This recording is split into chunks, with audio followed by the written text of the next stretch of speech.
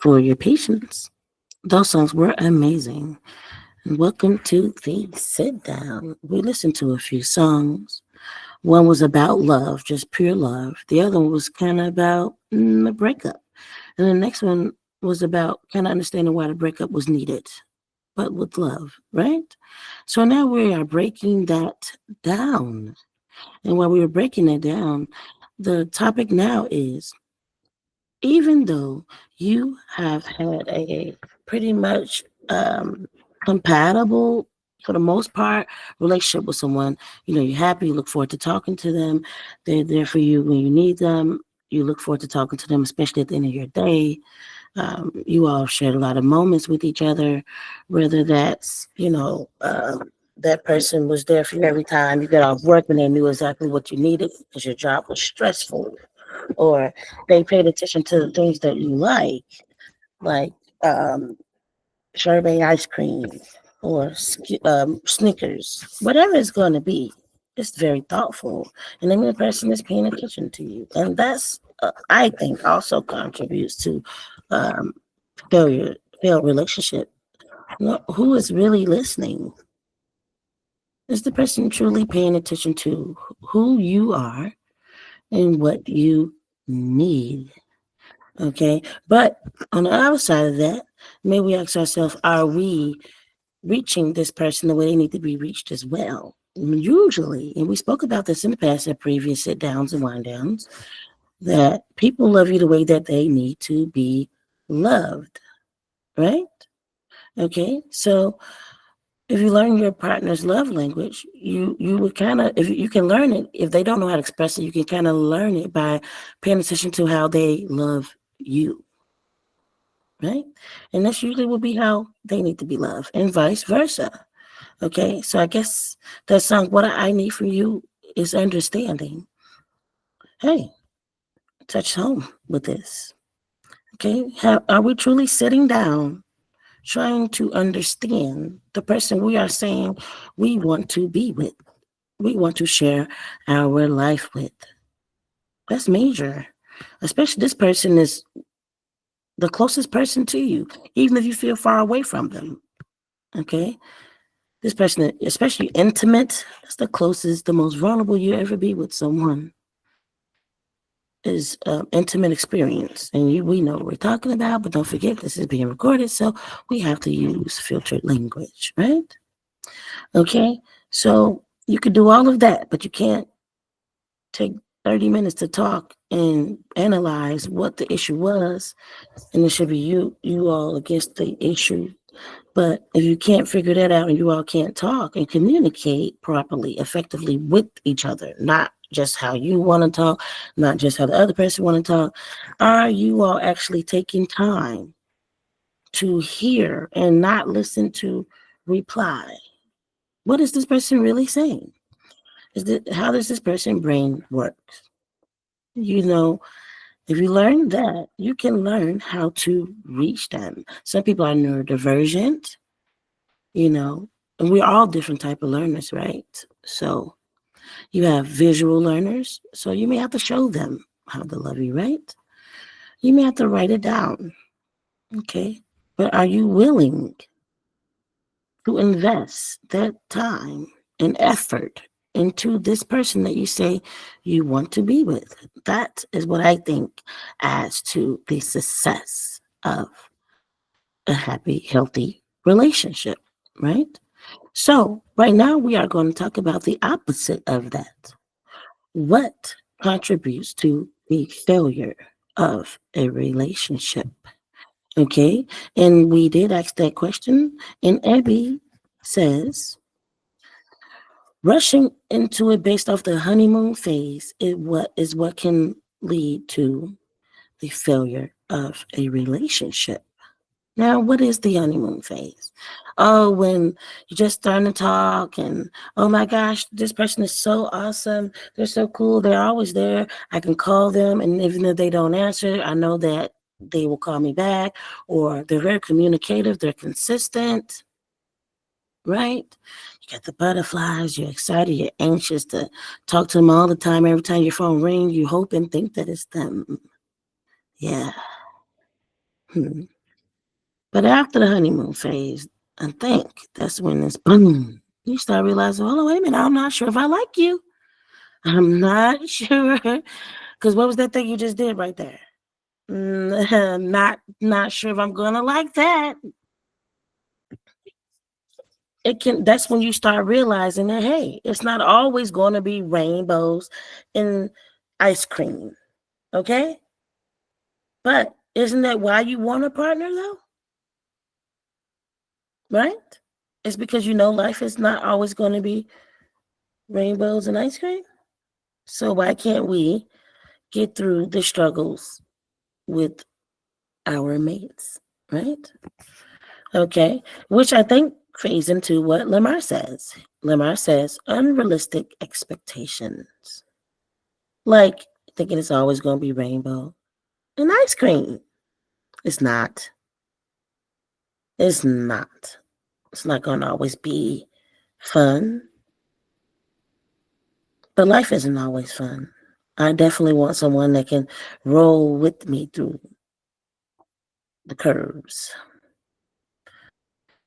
But you both have to be willing to do that, to choose each other every day. Okay. Unrealistic expectations. Um, hmm, yeah, I can see always thinking that the person gonna always have the right thing to say when you need that. I think that's a lot of pressure. Always thinking the person is gonna be upbeat and all of this. The person could just not be having the best day, even though you're their person. Okay, we have to be understanding, right? I guess, but that can also add to the silence, lack of communication. Yeah, is the killer of them all. Um, yeah, but some people may need the silence to gather their thoughts. So, are you allowing this person proper time to process things? There's a lot of ways to look at this, right? Are we allowing people proper time before we intrude to process things so they can collectively reply to you to the issue, right? Definitely a lack of communication, though. No matter what, we must have some type of communication, right? It doesn't mean that it has to be instantly when you need it or want it, but definitely be sure to communicate.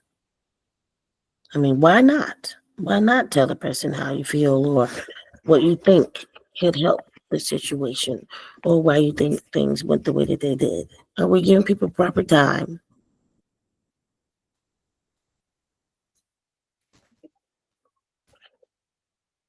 You can't process anything without communication. Communication is the goal and the key. Absolutely, you can't process anything without communication. But what I mean by that is let them process things the way that they was going through without being biased. If the other person's constantly in the ear, they may end up saying something or agreeing to something that they naturally wouldn't do, but or they may regret something that they said because they didn't fully process it. When you give time, and some people can do that right off, right? And some people may need a little time. That's okay. We're not all the same. Yes, absolutely. But if it always happened, right? Are you saying, hey, baby, listen? So you know what else? I've always learned this.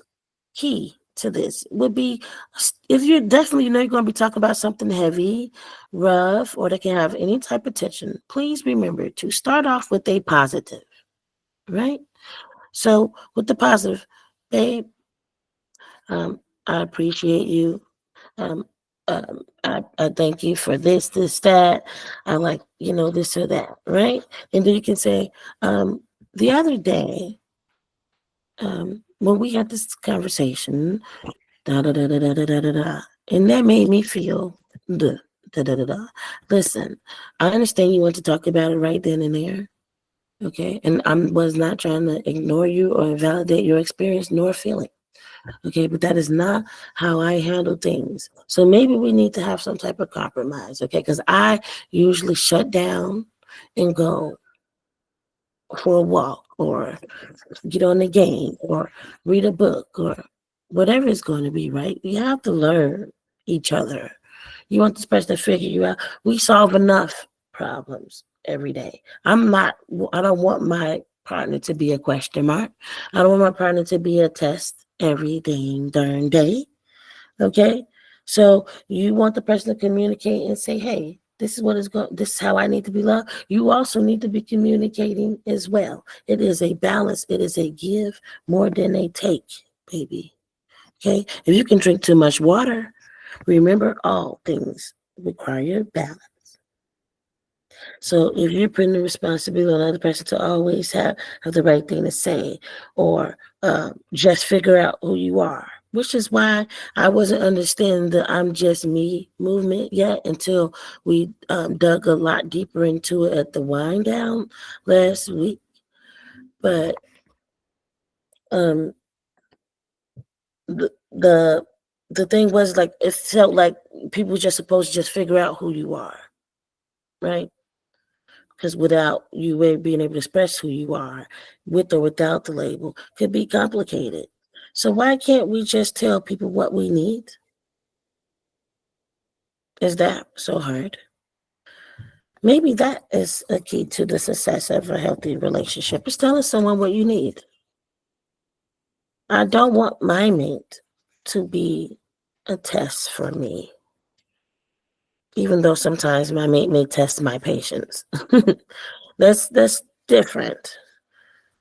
Okay. Shad says give and give. I can understand why you say that. But what I mean by give and take, this person may have nothing to give this day. And I think that it's unfair to force them or to coerce or to say you need something from them because sometimes you may have to carry it. But they can definitely probably give in another way. Or maybe they just can't at that day, or within that hour, within that 5 hours. Who knows? But all I'm saying is we have to be gentle with ourselves and be gentle with our person. I like that. Lamar says you have to know what you need before you can properly communicate what you need. Yes, I definitely can see that. Okay. And then Shad says, need and want. I think that is not that people don't know those things. It's that they don't know how to communicate it. Communicate. Which ties into what Lamar is saying, is that you have to know what you need before you can properly communicate it. Right? So if you don't know what you need, then how are you going to That's communicate it? that's basically what I'm saying. I'm saying you gotta hear what Ebony is saying. Like sometimes you know Mm, what you need and want, but don't know how to communicate. You could know all day until your face is blue and purple, but if you don't know how to verbalize what it is to the next person to then teach them what it is you need and want, then it's not gonna work.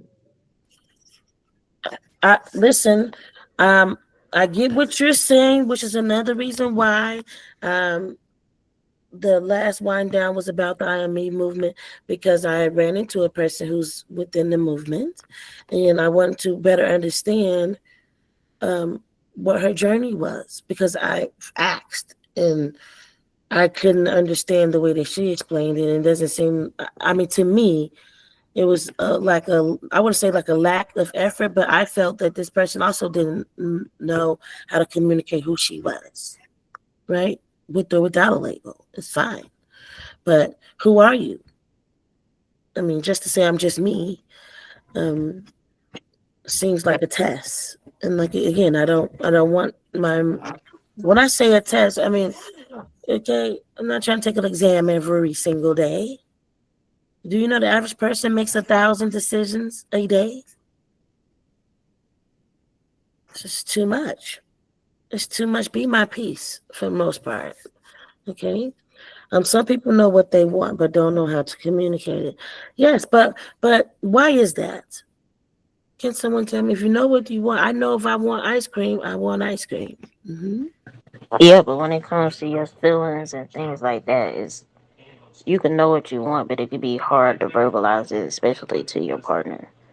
It can come out wrong. They can take it the wrong way. So you could be like, I want this and try to explain it. And while you're explaining it, your partner's like, wait, what? And then you get confused. So now everybody's confused. But a good partner to help you, you know, work through that and y'all can figure it out together. It's not always easy to verbalize what it is that you want,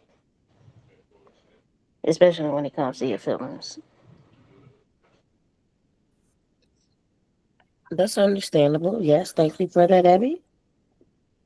Anyone else have anything to add to what Abby said? Or why is it hard to communicate your feelings sometimes? A lot of us aren't raised with the freedom to express how we feel because it may be Well, seen Lamar, as disrespectful or like you're talking back. In a lot of our communities, especially in the Black community, children are to be seen and not heard. That's a big one. Children are to be seen and not heard, stay in a child's place. And so we typically, a lot of us, sometimes when we get older, we just don't have the skills. We don't have the vocabulary to properly express what, we want or need. And I think it gets lost in translation because I think sometimes we can mislabel emotions that we're feeling. Like you could say, "Oh, I'm mad," when really you might be anxious. So and that's just an example. But I think that's a big huge a big portion of why things sometimes get lost in translation because we simply just don't have the tools. We didn't cultivate it in our upbringing. So it takes a certain sense of self-awareness to know, like, hey, I don't have these skills and they may be hindering me in having a healthy relationship. and Oh, you that's said me, her. Lamar. That's me. That's currently me. Mm-hmm. I used to mislabel my emotions a lot. And it took Mm-hmm. me going to therapy to recognize what it is I was feeling and why I was feeling what I was feeling. And I Mm-hmm. was brought up being hindered. Like I wasn't able to properly communicate what I was feeling all the time. And when I did, it turned into a bigger thing or an argument or I'm in trouble now or Right. something of that nature. It was never received properly. So then like I operate sometimes out of fear. Like if I say this, what will be the outcome?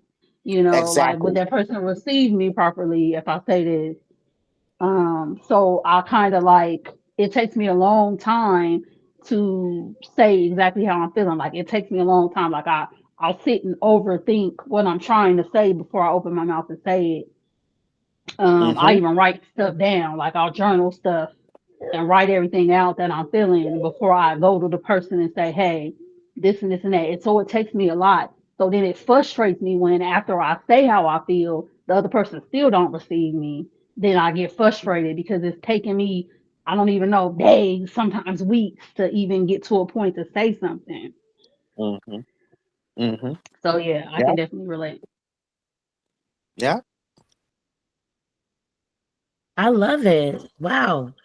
Amazing. See, that is why we come to the sit down and the wind down so we can understand one another. So that means it is possible to understand your mate. So, Shad, you just told us that you have that issue of where you were growing up, and based off what Lamar was saying, when you grew up, you maybe it wasn't even just the grow up part. You just it's hard for you to um, express your feelings due to the fact that sometimes it can take you a while to process it, which also adds to, or also you were mislabeling your feelings until you went to therapy, and now you was able to understand that. I wonder if your mate, or do you tell that to your mates now that you know that, or just going forward, you could definitely tell that to your mates so they can know how to love you. Okay, they can give you Yeah, that. so let me rephrase. So I'm a fast processor. So like when I have an issue, I want to handle the issue right away. I'm a fast processor, but out of fear, I won't I won't automatically express what it is I feel in its entirety sometimes. So I'll withhold some things until I know exactly what I'm trying to say or what I mean because I don't want the person to receive me wrong. Okay, thank you, thank you.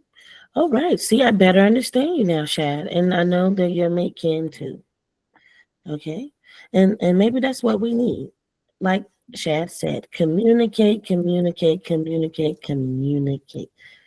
think you have an issue when you don't want to communicate, or when you that drive slows down or becomes non-existent to talk to your mate. You have an issue, and hopefully it can be saved if it's meant to be saved. But what makes things meant to be? Is it something that you pour into and continue to pour into as they pour into you? What makes something meant to be? Does meant to be mean it's going to be easy?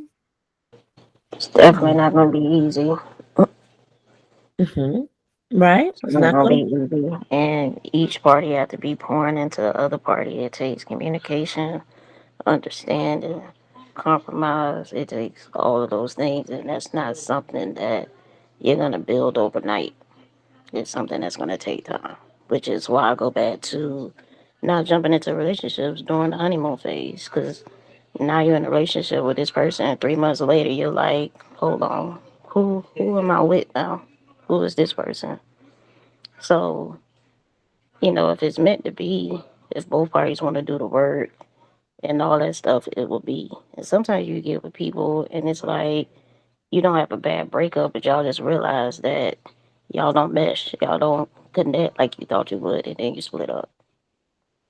So it's a lot of factors that go into that. Absolutely. Thank you for adding to that, Abby. I agree with 100%.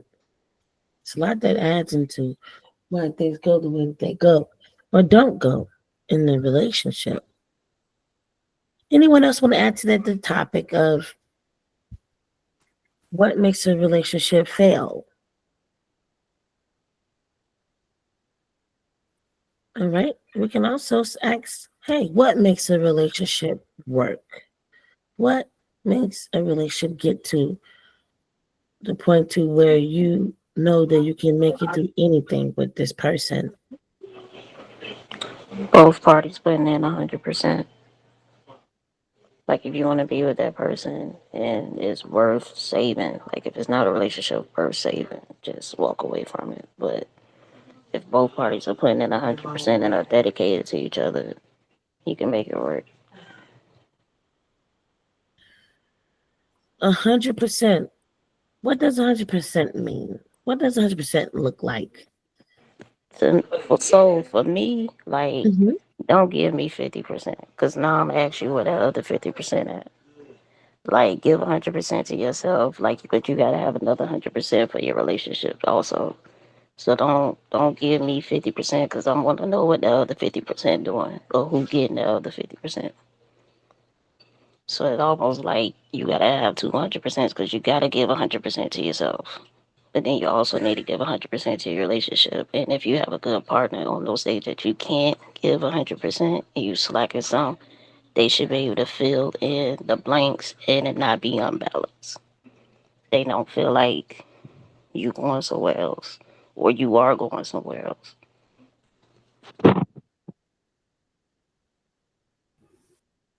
Mm, interesting, Abby. I think that's the first time I've heard you need 200% and that you must always give 100% to your relationship. Now, I'm not sure exactly what that means for you because I believe that can mean something different for all of us, right? So, what does 100% look like to you? And what I mean by that is, what if the person is sick? Does that take away from the 100? Does that negate the 100? Like, what if this person is truly just like lost a parent?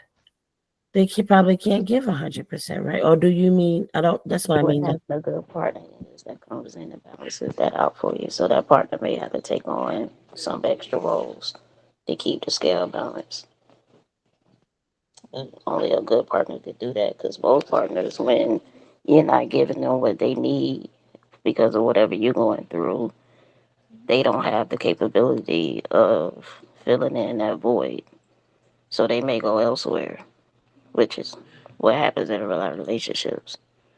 They may go elsewhere to get it, not realizing that, hey, my partner going through this. Let me do extra. Let me fill in these voids. Let me fill in these holes. Let me pick up where they can't right now.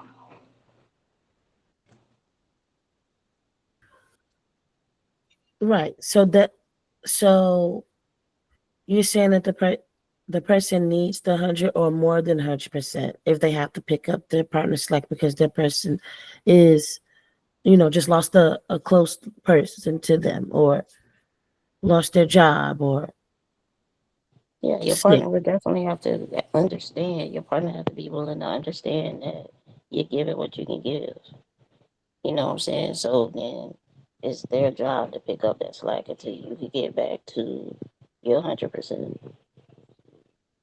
in Mhm. whatever capacity that may be.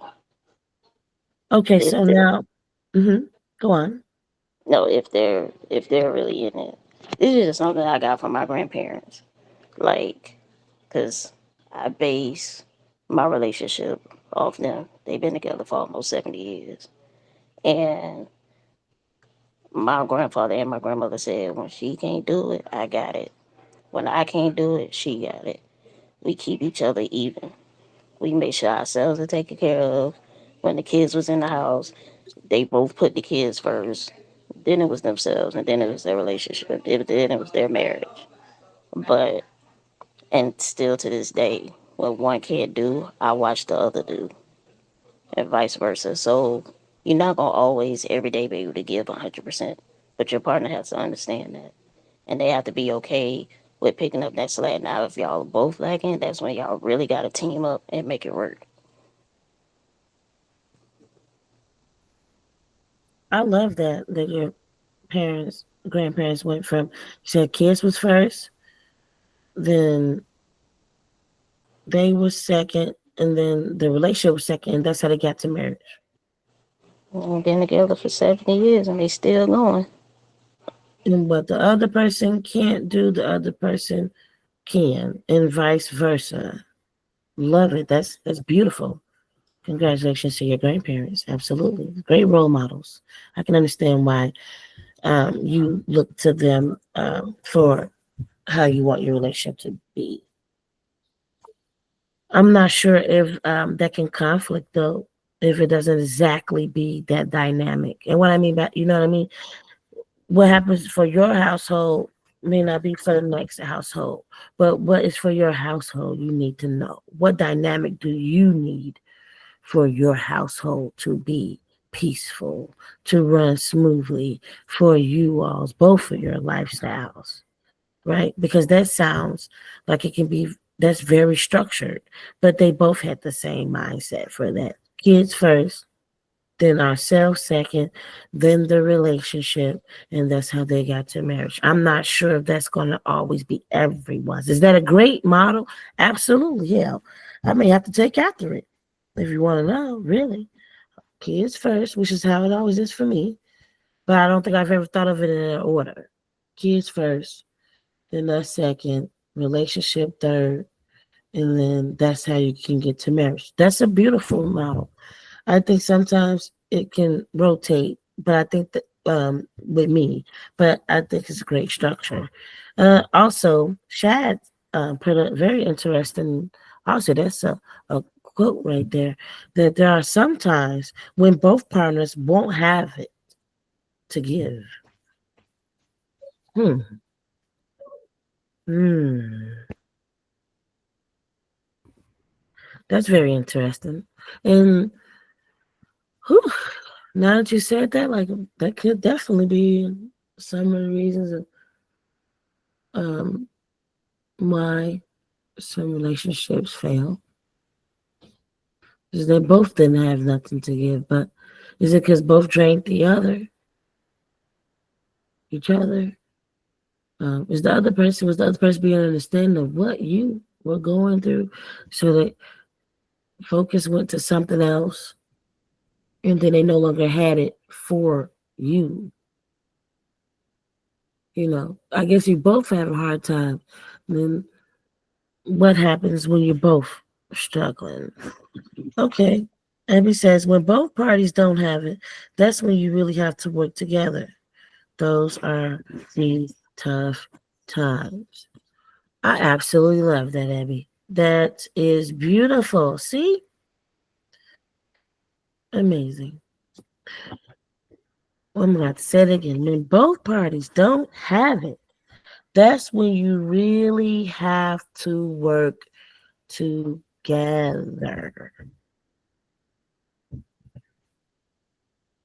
And I think usually there's times when you can't stand each other and you push each other away, or the other person pushes you away so far you don't even want to do the work to find them. Making the choice to do so. Chad says making the choice to do so. Making the choice to work together to get through the tough times. Making the choice to get through the tough times. I guess that's why they say you have to choose each other every day. And that song John Quest came out with that. I'd rather be with you and all your BS. I'd rather be with you and all your, because you, listen, there's going to be some things about your partner that annoy you. And there's going to be some things about you that annoys them. Does that mean you're not compatible? No, but maybe if you make it, sometimes I think if you can hyper focus on it, then yeah, it can become a resent thing, right? But if you could just understand, hey, that's a part of what they like to do, and those before me, and you know what, that helps them. It's not a negative thing unless you allow it to be sometimes, right? But some things are just an absolute no, right?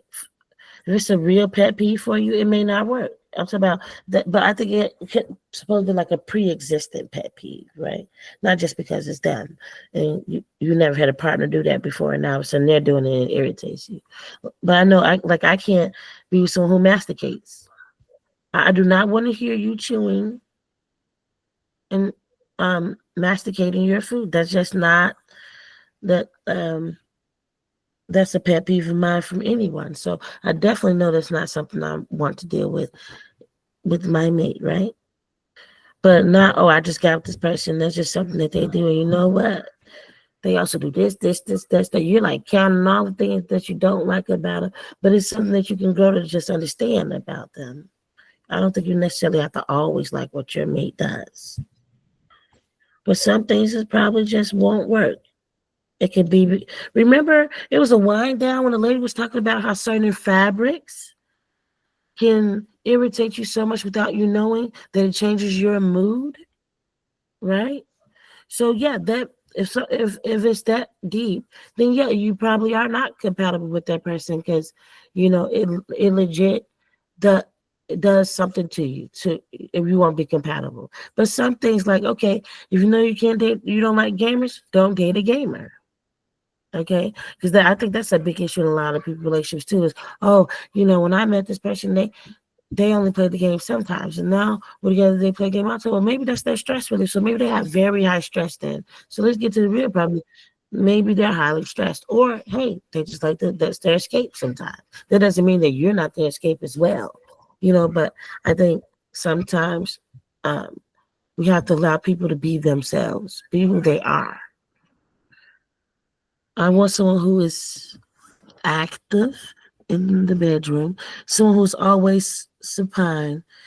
Don't doesn't work for me. Okay, yeah. I mean, but a good thing is you know what you need and want right for in that area, and you were just able to express that. That's good, and I hope your mate knows that as well because at least you know that. So I guess that's the question that you ask your mate, like, hey, what's this looking like over there? 1 minute, 30 minutes, 20. With us, it's more like 2, 3 hours. You're like, wait a minute, let me drink some water. You got a cramp in my leg. Especially after 35. You got to stretch before certain things. Y'all know what I'm talking about. I think all of us over 35. You got to stretch before certain activities. Okay? Got to stretch. I'm telling you. Hey, I think sometimes if you sneeze too hard, your back kind of has a spasm after 35. I tell you, on my 30th birthday, exactly at 12:01, like Cinderella, I stood up to say, like dance to everybody telling me happy birthday, and my knees started cracking. I was like, wait a minute. It wasn't supposed to start this soon. Hell, it's only been 1 minute, literally. So wait a minute, dang darn it. Yeah. I'm like, did anybody hear that? Because I sure felt it. Hey, like Taylor Swift, I'm 22, baby. 22 forever. Yeah, give me some credit. I am still 34. I have some time. Oh, sugar. Oh, poo. Am I the So auntie young and again? Am I the sweet. oldest in the group again? I'm unsure, Abby. I shall not reveal my true age here as a I lady. think so. Mm, mm, mm, I mm, think mm. so. It's not a you and lady, Ebony. Hmm. I think I got Lady B. Got him. Okay, Abby. Don't do too much. Not too much. Not And too then much, Abby. Sandra's behind you. Not too much. Not too much. Okay. Yes, Auntie Abby. Auntie Abby for the win. I'll be that. Love it. So, anyone else want to add to the topic of what adds to a successful relationship? What makes a successful relationship? The bottom line is your partner gotta want you and you gotta want them. Y'all Hmm. choose each other every time. Bottom line. Abby says that's the bottom line. Must want each other. Your mate must want you. You must want them. If not, I do can see the pull, push and pull, the tug and war, the tornness. Welcome back, Shad. You know it's a $50 reentry fee, correct? Kidding, kidding, kidding. I don't even know what happened. I just dropped out.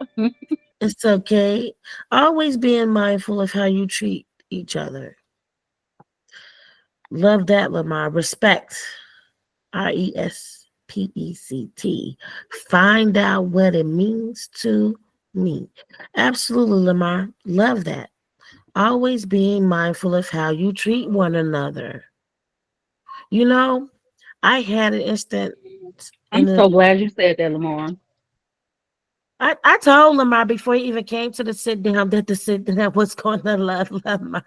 Okay, all Thanks, right. guys. That was, but that was one of James's responses. Oh, Thank you, James. Okay, that is one of the main things that I struggle with in relationships because you can mhm. have all the communication in the world, but when it comes to conflict, if you instantly getting angry and saying stuff out of pocket, like that kills it for me. And being mindful in those times is a big deal. Woo, being Agreed. kind. Woo, being kind even in the midst of anger. Give it to us, Shy. Give it to us, Jay. Okay, Lamar and B. Okay, y'all are working it tonight. Absolutely, I love it. Thank you, James, for that. Always being mindful of how you treat each other. Yes, on the previous experience, well, previous relationship, I had to tell the woman that, hey, I want to be a soft woman. I want to be soft to my woman. And you know, some of the things you do does not allow me to be soft. Okay? And I want to be soft with you. How can I be soft with you? How could we have handled what happened the other day? How could we have handled it differently? What would you have preferred to have happened? How do you handle conflict? What did you add to the day?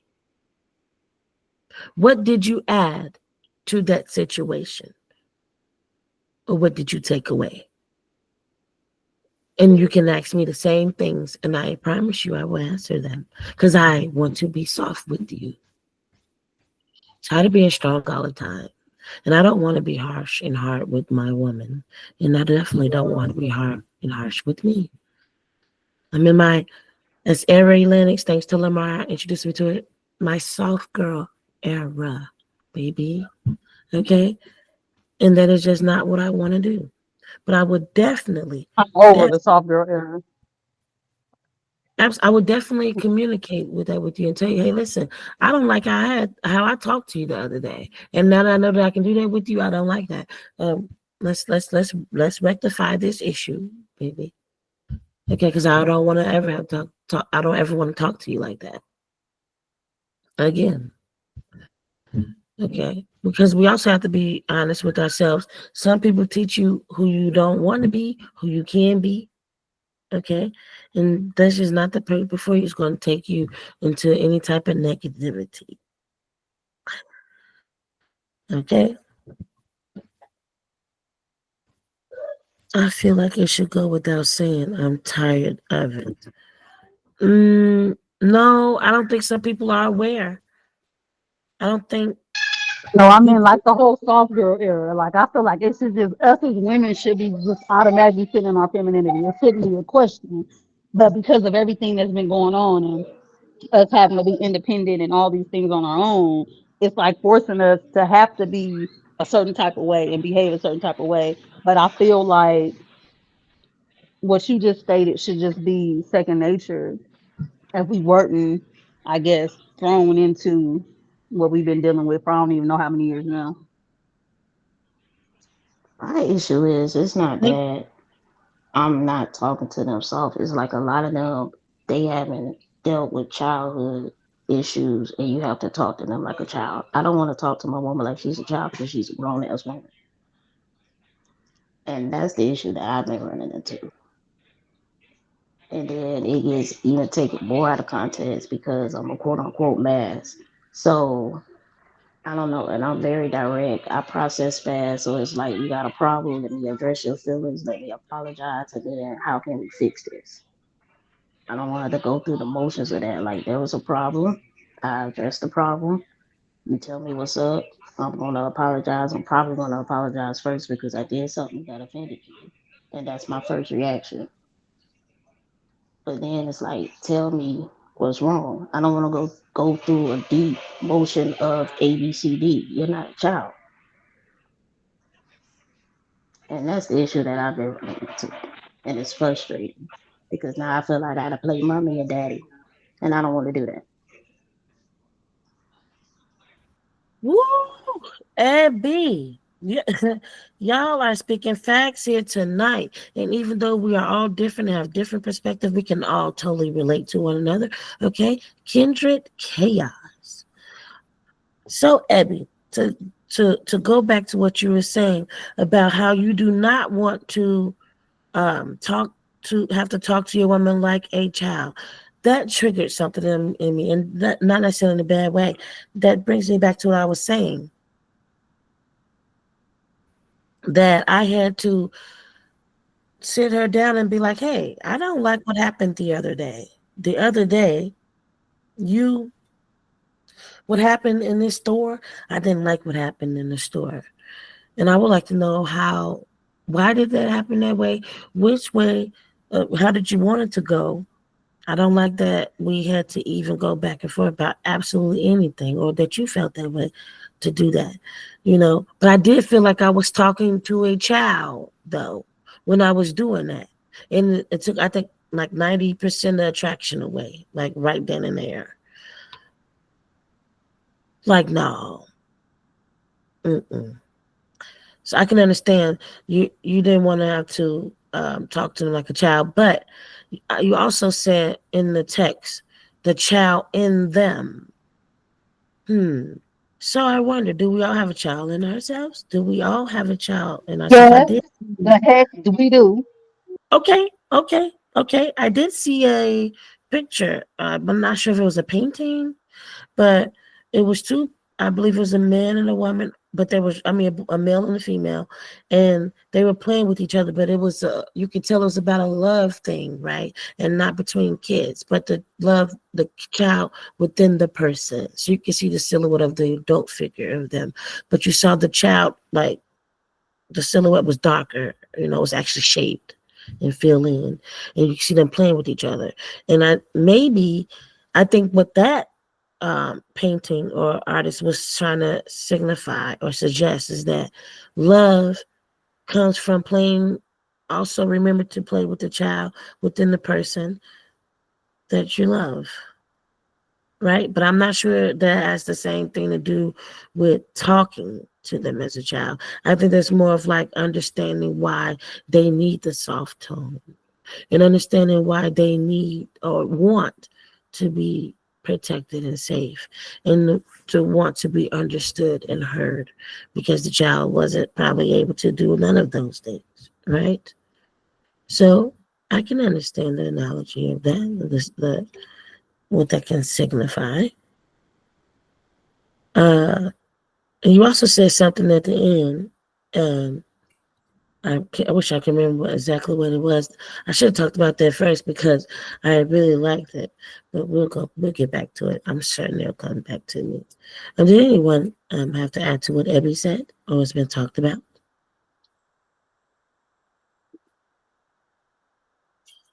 I just Okay. wanted to say, Ebony, Mhm. really quickly that I think sometimes because going back to what we talked about earlier with um, growing up and not having the freedom to express how you feel, a lot of times that can make people into people pleasers, and so that will prevent a person from really being forthright with how they feel because they're afraid of how the other person may perceive it or may feel afterwards.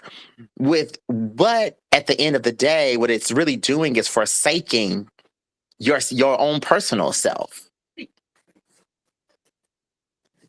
So maybe that's what she's doing, and maybe that's why you feel like it's a constant push and pull.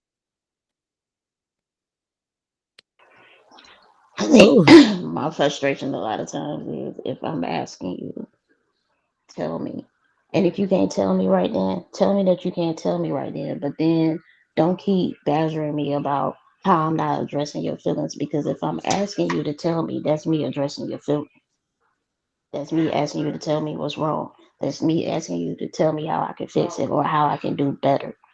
But then when you shut down, because then again, I'm a fast processor. If there's a problem, I want to solve it right then and there. So I'm going to ask questions. And if you can't give me answers, I need you to tell me that. And if you're going to give me an answer later, I need you to tell me that. But then don't sit there and tell me that I'm not addressing your feelings because me asking you, that's me addressing your feelings. And that's where my frustration comes in at. So, um, I don't know. And then I shut down. And then sometimes when I shut down and then I start speaking again, it's like, oh, you're nonchalant. You don't care. I can't win. I can't win. So it's like, what do you want me to do? How do you want me to move? What do you want me to say? Because I'm very much because me when I get frustrated, I'm like, I need a moment. I'm gonna get back to you. And I don't like to go to bed with issues still on the table, so I'm probably gonna get back to you before we go back to sleep, before we go to sleep that night. But I'm gonna step away. And some of the women that I've dealt with, when I step away, they take it as if, oh, you don't care. No, I just need a moment to process my feelings so I could come and communicate them to you. And if that's something that you need to do, communicate that to me, and then we can keep it pushing. But my issue is when I'm asking you to tell me, and I'm asking you to tell me how you feel, and I'm asking you these questions, and you're not telling me nothing, but then you're still accusing me of not addressing your feelings. I got a problem with that. I got a big problem with that.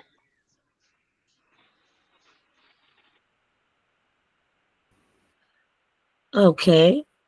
Um, I see your hand is up, Lamar. We're gonna get to you. Thank you. Gonna get to you very soon, honey. Please hold that thought very quickly. Um, Thank you, Abby. I want you to know that I do understand where you're coming from. I wonder, do your mate know these things? I understand exactly what you mean by you're asking questions.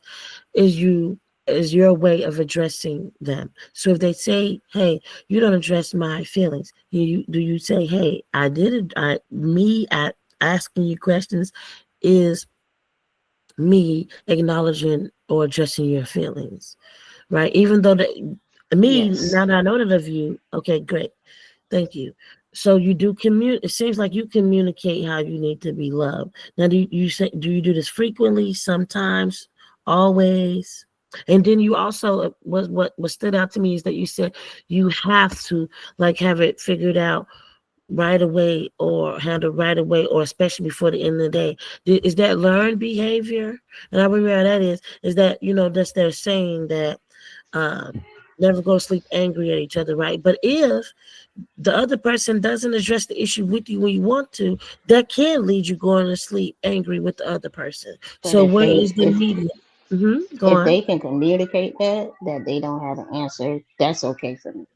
That's leaving us on some ground to continue to figure out. But if they just shut down and tell me nothing, that doesn't work for me.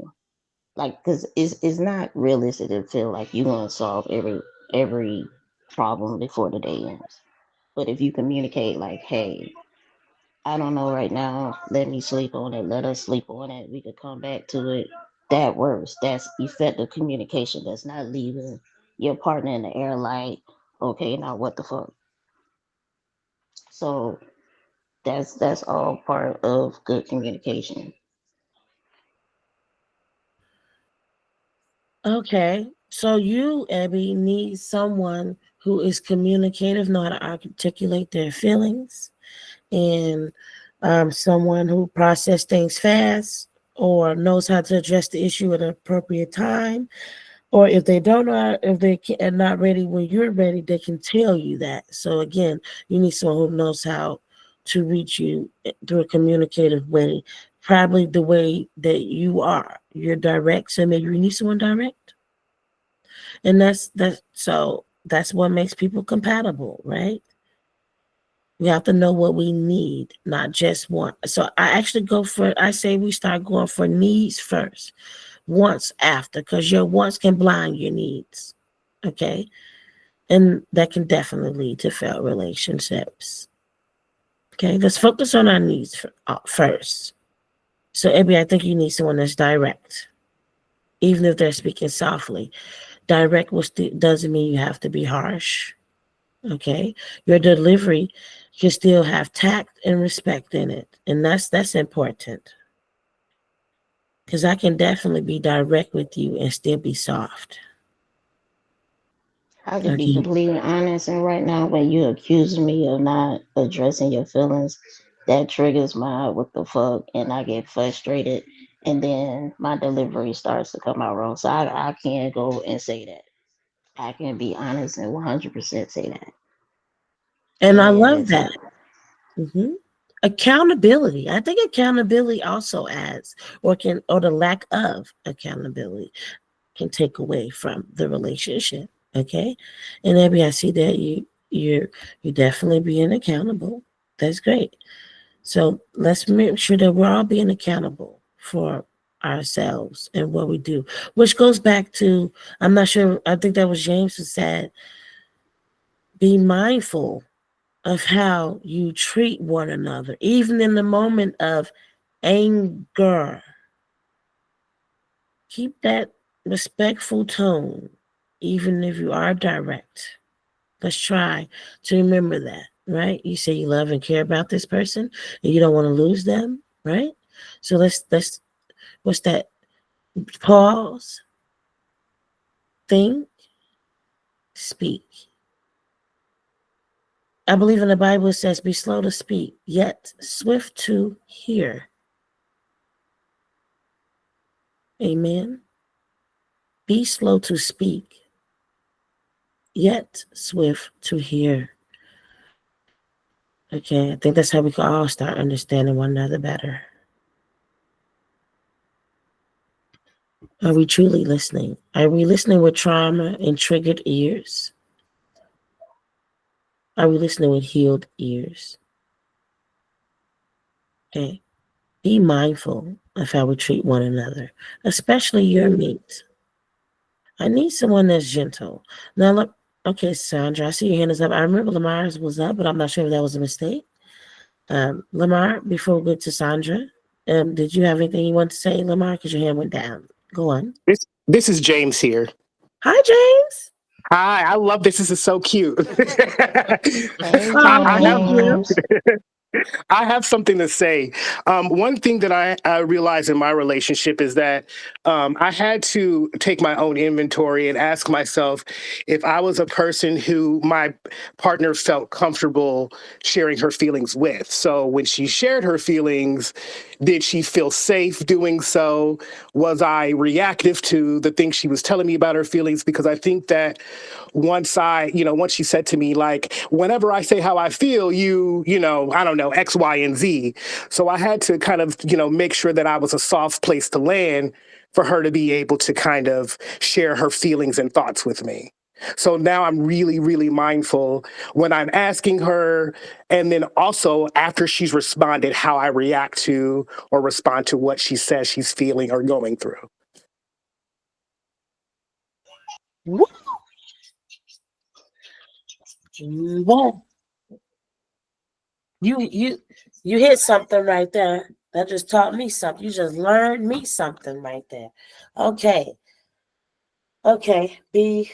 I love how that relationship, the way you all communicating with each other, so transparent, vulnerable, raw, easy to understand one another.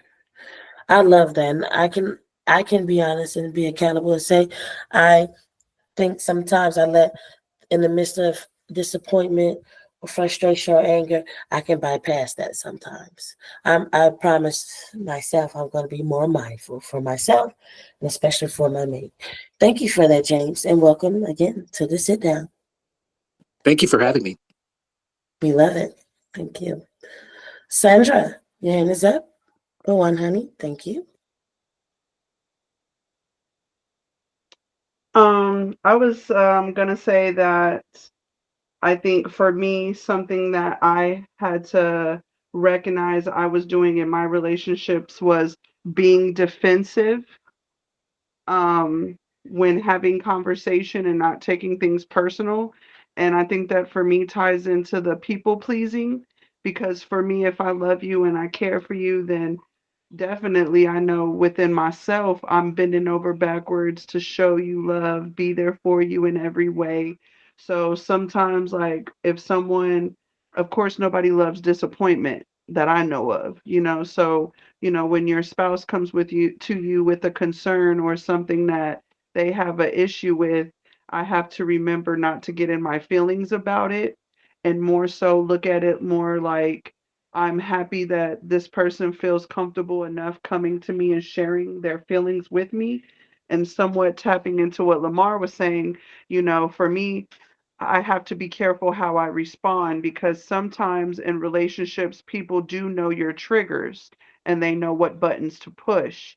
And so when you know those times are coming where it's intentional and it's going to lead to either one of you talking to each other in an unrespectful way, then I feel like that's the time and moment when you let them know, hey, I feel like the conversation is not going to go in a positive direction if we continue to conversate and ask for some time and space apart to reevaluate approach, tone, word choice, and really being thorough of what it is you want to convey to the other person and making sure that in the end of it, you have a solution to whatever issue or problem you're dealing with.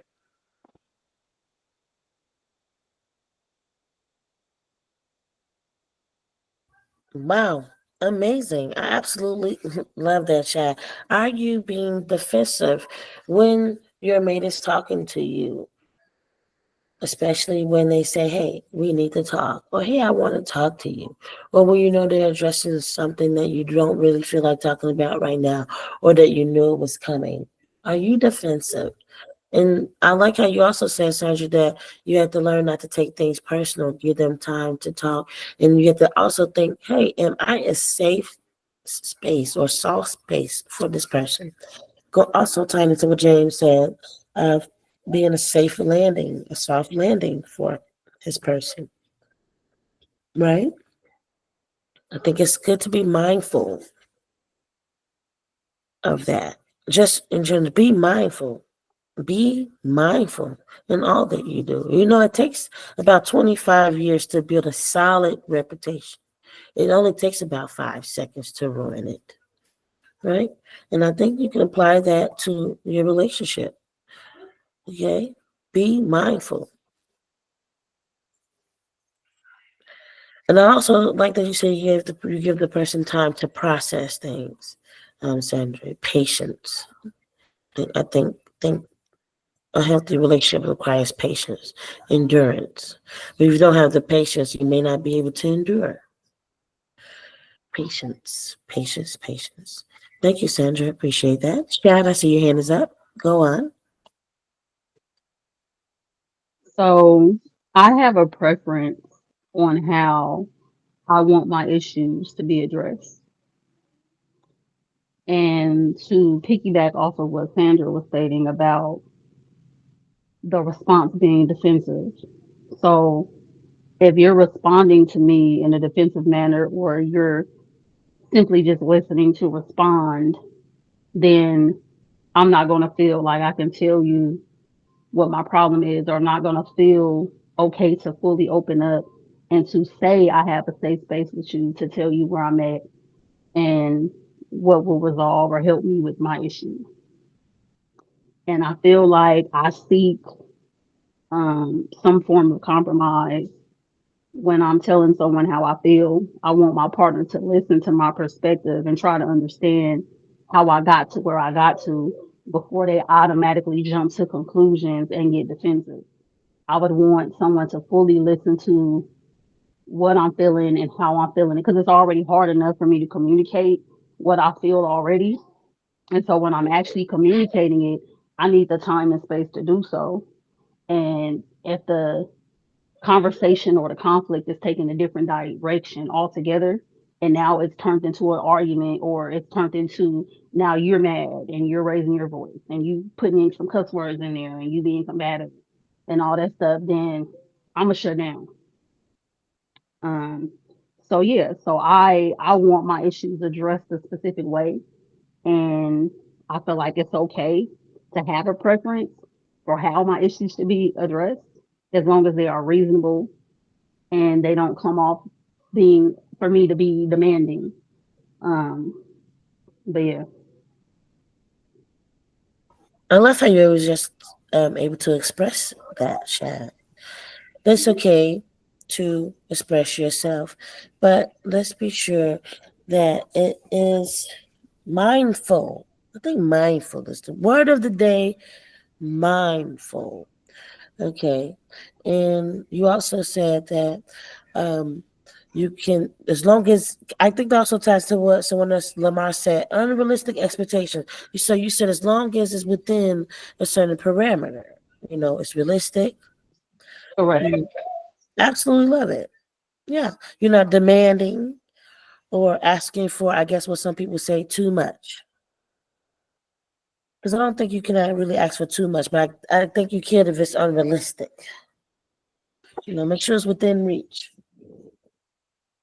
I absolutely love it. Been saying that for a while. Make sure what you want is within reach. And if it's not within your reach, put yourself within this reach. Okay, I'm definitely not going to say I'm going to go get the moon. Okay.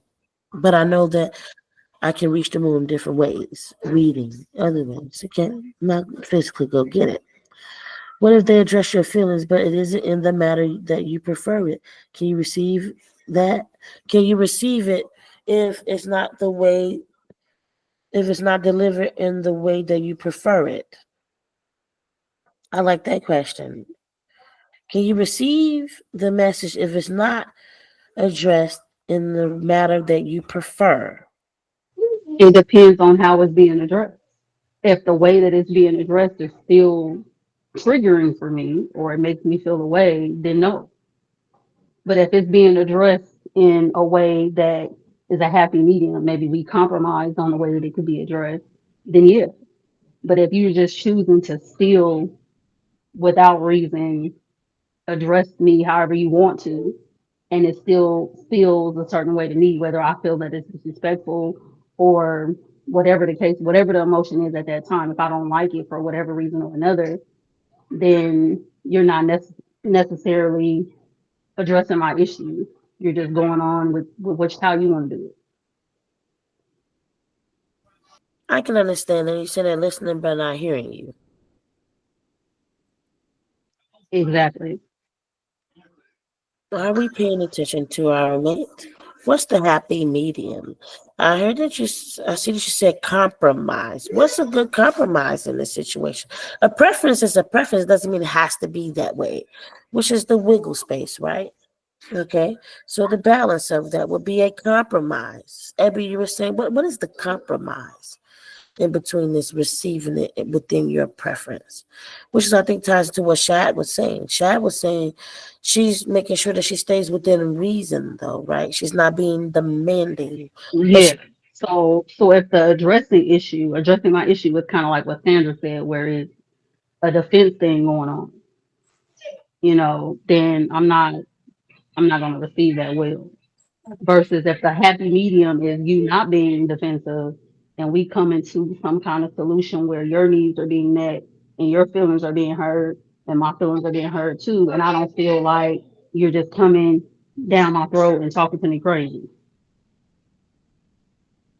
I understand. I had a few situations like that. It's like, especially if they're talking when you're talking, which is why we do the wearing down and sit down and anything. We give each other grace to speak, and we do our best not to interrupt when the other person is talking. It's proper etiquette, right? So, can we remember that in our relationships? Welcome, Alia. Welcome. Welcome. So nice to have you here. Hey y'all. Hey, Alia. Okay, so Ebony, you had your hand up, and then we'll get to you, Sandra. Thank you for your patience. Go on, Ebony. I think Sandra's hand was up first.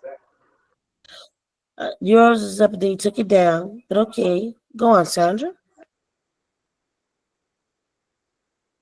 Um, I was thinking about when we're talking about like communicating with each other and problems. For me, sometimes an issue can be in a conversation. I've been told, like, for me, I always thought a conversation is two people. And so let's say, of course, when conversation is intense, you don't want to cut each other off because at some point, neither one of y'all are probably listening, both of y'all are just talking. But in a normal, we're talking about, let's say, the weather or sports or something in the news. And let's say I'm talking and you're like, oh, yeah, I heard this, that. I also read, I don't get in my feelings because for me, going through school, a conversation is back and forth, not necessarily talking over one another, but it is okay to have a conversation where both people are locked into the convo and are openly expressing, their thoughts, back and forth.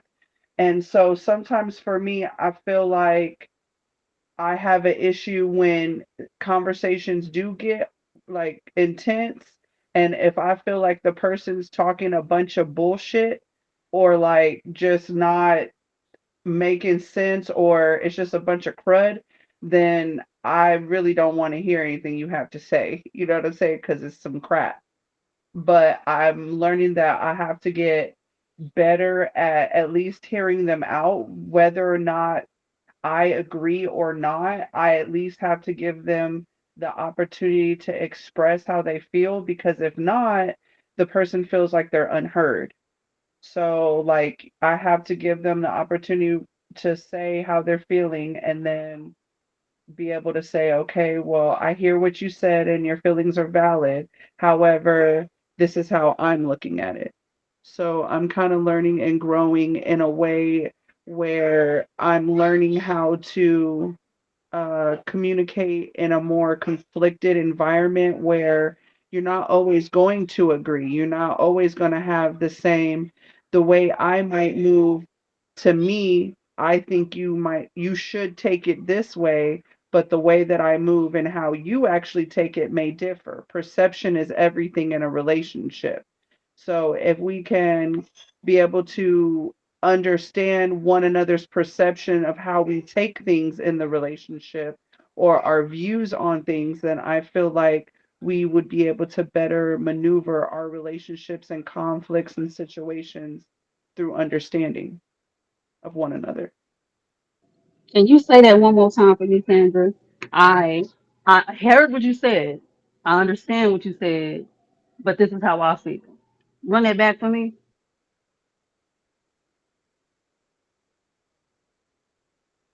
Uh, so I was basically saying, like, I used to have issues, like, when, like, let's say you got a complaint and I'm listening to the complaint, but I'm like saying to myself, like, that's some bull crap. I might have did this or I did that type of thing, but I'm learning to not cut the other person off and allow them to express themselves so that they feel heard. And even though I may not agree with what's coming out of their mouth, I have to acknowledge and validate their feelings and then also explain how I'm feeling or perceive the situation and hope that they have that same um, outlook on absorbing it, and then we're able to come up with a solution to the problem somehow, versus just a bunch of back and forth. There you go. So what you just said is absolutely required for me. So when I say that my issue needs to be addressed and there's a purpose on how my issue needs to be addressed, how you stated it is a requirement for me. I understand how you're feeling, but I feel A, B, and C, and D, or whatever it is in that Right. way. Mhm. So that it's you're addressing my issue and you're validating me and my feelings and what I just said. So it doesn't feel like you're completely ignoring me and you're just coming at my neck being defensive. You're actually Right. addressing that I said A, B, and C first before you get to talking about your own crap. Right, because sometimes I've done that, and then I've had people say, like, they think I don't hear them. I do hear them. It's just I don't agree, but I have to take the moment out to let them know that I understand what has been said, and they're not wrong for feeling that way. Because, like Shad just said, when you don't do that, they do feel unheard. They end up getting real triggered, hyped up, or potentially shut down and no longer want to conversate. So, And and that's then that me. just doesn't get you nowhere at all. And that's So, me. I will shut on down on you. Bye. I'm definitely like figuring out better ways to communicate so that, it doesn't seem like I'm only thinking or caring about my own feelings, but I'm also considering my partner's feelings as well. I love that. I think the word they will be mindful. Mindful. Mindful. And also, when we're telling our mate how we want to be spoken to, make sure that we're speaking in the tone that we want to be spoken with, right? Okay. Mindful, balance, equality. Okay. Sometimes you have to tell a person, hey, listen, in order for me to be soft, I'm going to need you to be soft because when you talk to me like that, it brings me out of myself. Yes. Lady, be quiet, lady. You speaking a whole word. Hello? No, I'm just letting you know. I tell somebody that kind of goes back into what I was saying to an experience. I mean, an experience that I had. Hey, I don't want to talk like that. I want to be soft with you. I don't want us to be going back and forth. You're not getting anywhere. You know, and you know what? I'm not saying don't shut down. I just know that that's not the mood I want to be in, and so I guess it would be a shutdown from that situation. But we can't be want to be talking to soft, and then they're talking to us soft, and they say something to us that we don't like, and then we turn up because in return, then they're probably gonna turn up, and that happens a lot too. Because soon as something gets said that Reframe. you don't like, we turn up. We are women. We get emotional. We turn up. So they could be speaking to you soft and in a calm tone. I get told I speak in a nonchalant tone. I don't know. Maybe my soft voice is nonchalant, but if they're speaking to us in that soft tone, and then they say something that we don't like, and then we turn up, it's our fault if they turn up and they're no longer talking to you in that tone because you turned up first. You know what? I'm also am a firm believer, and no one has to be wrong for things to be right. Let's just right the situation, okay? So, Abby, what you're saying is, even though you're speaking softly, you can still offend. Okay, so it's not just how you say things. Sometimes it can also be what you say. It's usually reverse. It's not what you said; it was how you said it. Yeah, that could be true. True, but we're also learning. Hey, what you say and not just how you say can also impact others. Yeah, Okay. we have to watch our emotions too, because if somebody's talking to us softly and they say something we don't like, we have to check our emotions, because our response and then our trigger, whatever the case may be, may come out as us being turned up, and then they gonna turn up, and then we both turned up and not getting anywhere. Oh, wait, you said we be both women. Listen, here, sugar. Somebody said y'all be licking on each other. Hey, what do you think gonna happen? Y'all gonna be arguing. Where is the balance in that? Oh my God. She's like, girl, no, don't be. How you gonna act like that? Like Tyrese said, how you gonna act like that? Okay, but it can get there. It can. But if we're mindful, it won't. You know what? I see is where it's going. Can we talk about this later, honey, babe? I understand what you're saying. Your feelings are valid. I think right now we need just to, talk about it another time. That's probably a good one too. Okay, delaying the conversation, but not forgetting it, not invalidating it, because sometimes you probably don't both have it to give, to be patient, to be mindful. So let's be mindful that you could also delay the conversation when you see it is not going favorable. But I think if you're mindful, you won't need it, right? But I do think sometimes your emotions can make you cry sometimes. Like we don't refer a lot to a lot of songs tonight. Who was that? H Town, y'all? Emotions make you cry sometimes. Yeah. And we need to get karaoke back because we do it every Thursday. Okay? Karaoke.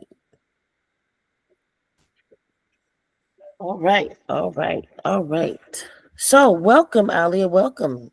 Thank you for joining us at the Sit Down, honey. We have been talking about a lot, but I will fill you in quickly. Okay, so we have spoken about You know I got fucking lashes on now. we have spoken Girl, you about fucking kidding. um oh yes, I love H Town emotions. Okay, so I was right. It's H Town. Okay. So thank you, Lamar. So we've spoken about uh what contributes to the failure of a relationship, what adds to the success of a relationship, and you're free to to answer any of those topics, Alia. What contributes to the failure of relationships, and what adds to the success of a relationship? If you want to answer, Alia, okay? Um, so what could actually and cause a friction in relationships to me personally? Um, I think lack of empathy or sympathy. I'm very conflicted with those two in a way, because I sometimes feel like they're the same, but uh, you can narrow it down to compassion, if anything. That can bring forth a problem. Oh, shoot, y'all. Uh, Hold up real quick. Um,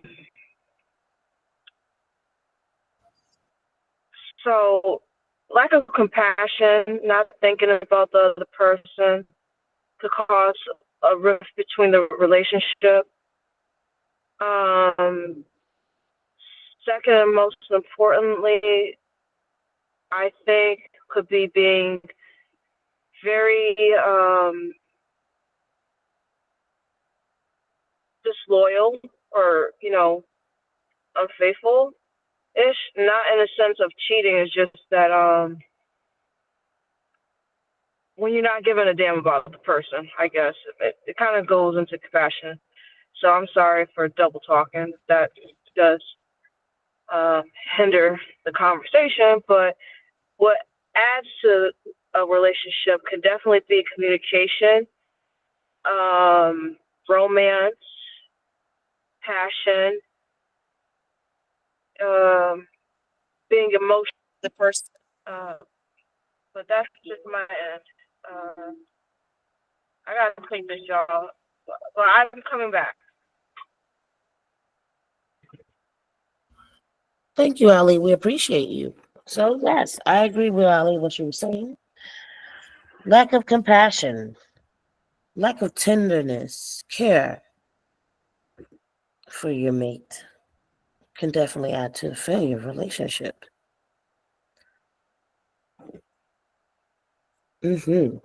Absolutely. Anyone else want to add to what we've been talking about? What about this compromise? How to compromise? Can we talk about that? How to compromise? How to not get in the way of ourselves? How to compromise? Especially in a relationship, especially when you feel now you should understand me by now, you should hear me. I've been telling you. I mean, what is the compromise? Anyone?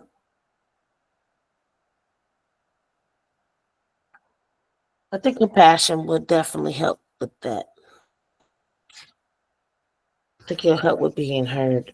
It'll help with you with the patience. You know.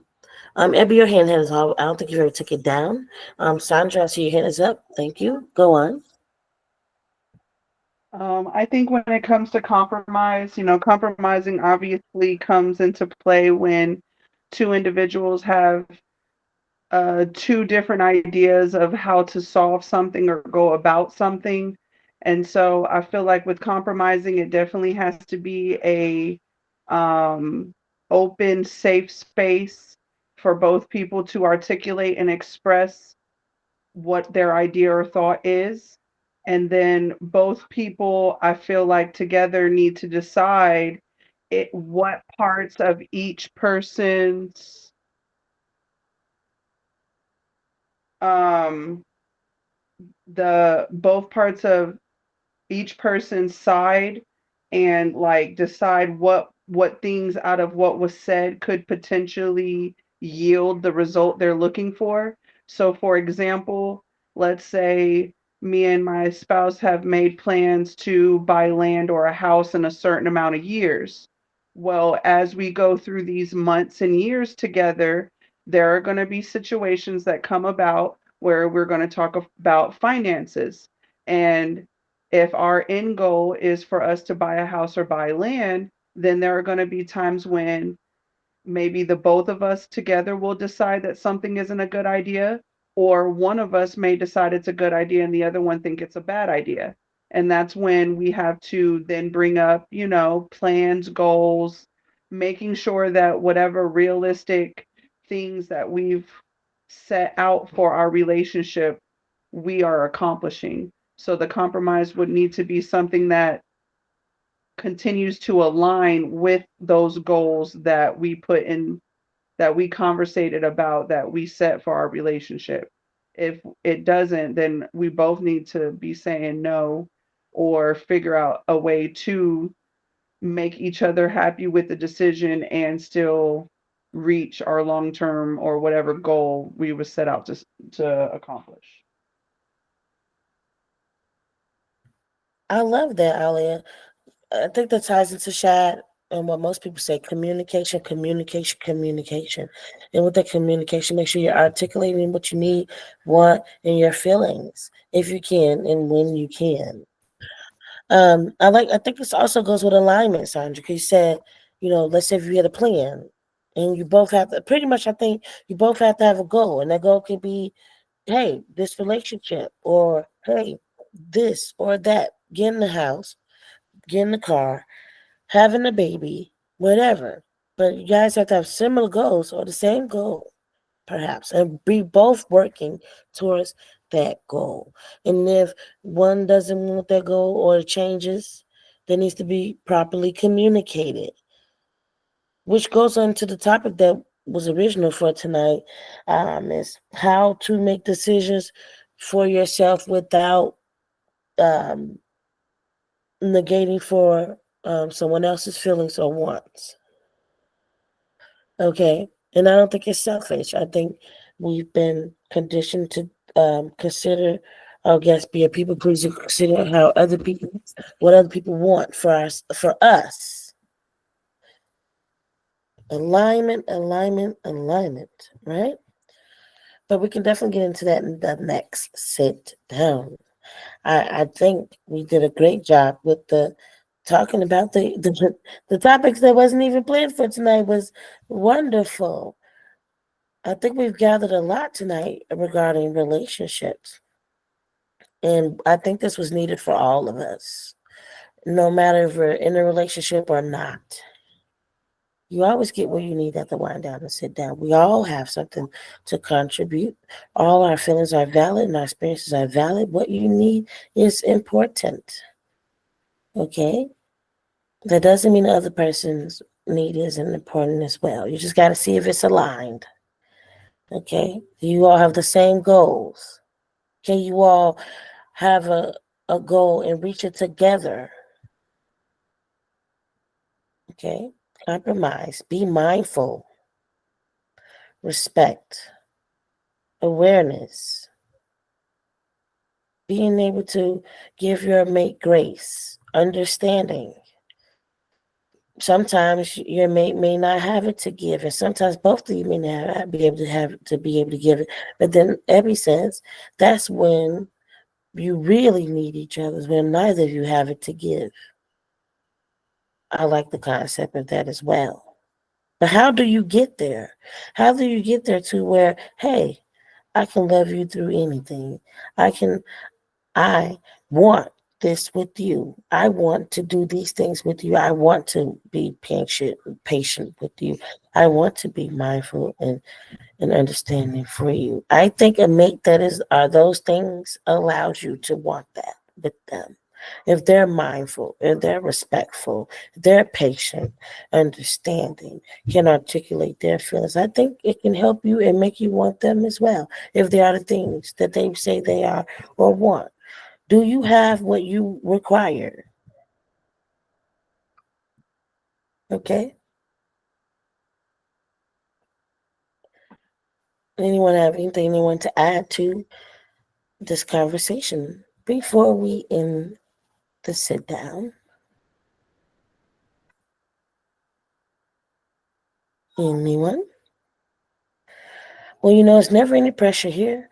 Always love, and it's always a safe space. I want to thank everyone for their time tonight. Welcome again, Lamar and James, to the first sit down.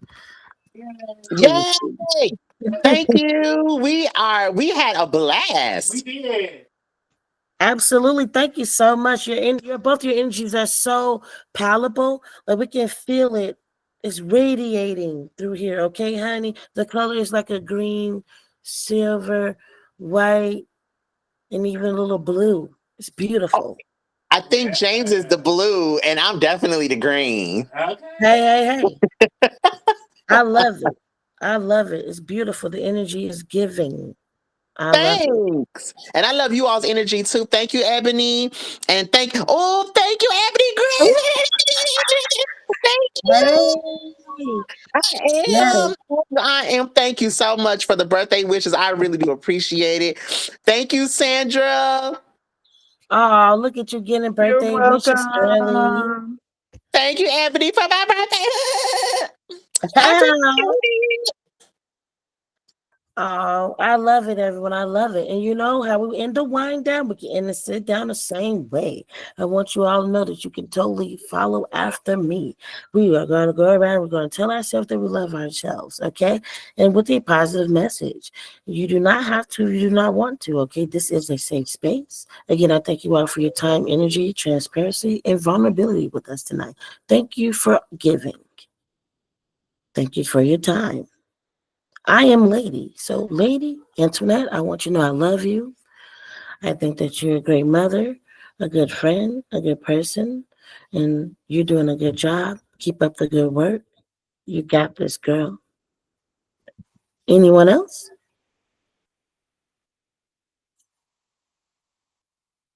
Sandra, girl, I love you, girl. Oh, just keep holding on, keep your faith, give yourself grace, learn ways to grow and love yourself better. Don't be afraid to speak your mind or how you feel, and don't over consider other people over yourself. I have to learn how to put myself first more often. So, Amen, amen. We love you with the love of God, Sandra. Go on, Lamar. Lamar, I love you. You're so wonderful. I love the growth that you've had. And even when it's uncomfortable, you forge through.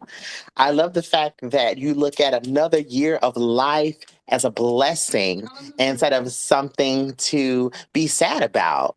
And I love the fact that, you have wonderful friends and that you pick very well and that you are trusting yourself to make sound decisions on the good behalf of yourself.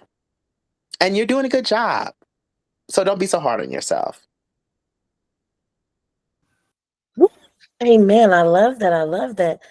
I'm proud of you too, boo. You should definitely be proud of yourself. Amen. I love you with the Thank love of you. God. I love you Amen. with the love of God. Thank you, baby. Anyone else? Okay. Well, be sure that you all are being easy on yourself. Remember, you are the only one that's sleep with your thoughts, your feelings, your body. Okay. Give yourself grace. Be gentle with yourselves and be gentle with others.